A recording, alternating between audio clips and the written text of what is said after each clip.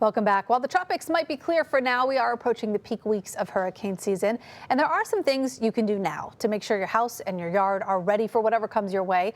Sharon Sullivan with Lawn Love gave us some good tips and some reminders. So whether or not there is a storm actually brewing in the Gulf, there are some things you can do to make sure that your yard is ready for hurricane season. Can you talk about some of those things?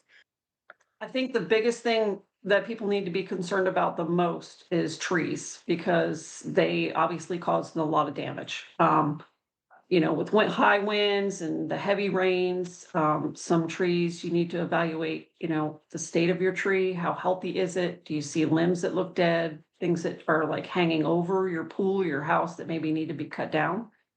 Because tree work can, it takes time to set it up and have somebody come out. And so that's stuff that you have to kind of look at the beginning of the season, probably even before June starts, the storm season begins, because it takes a little bit of time to get that, evaluated and done.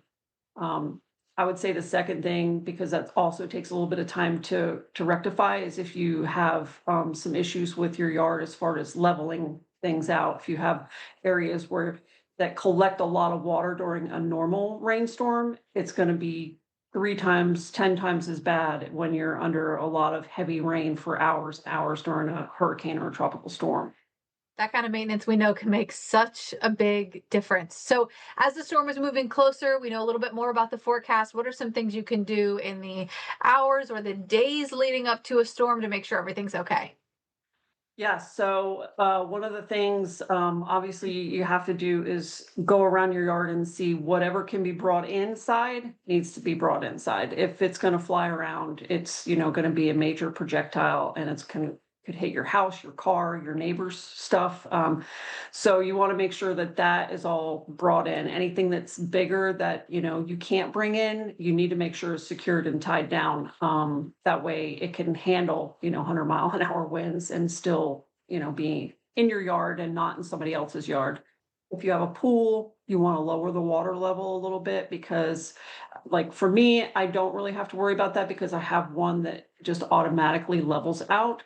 But you do have to watch the water level. Don't drain it because it can pop out of the ground. You just want to lower it a little bit because, if you're getting a foot or two of rain, heavy rain over several days, it will, overflow. You want to make sure that you have your propane tanks for any grills that you have fill those because you could use those to cook any food if you lose power.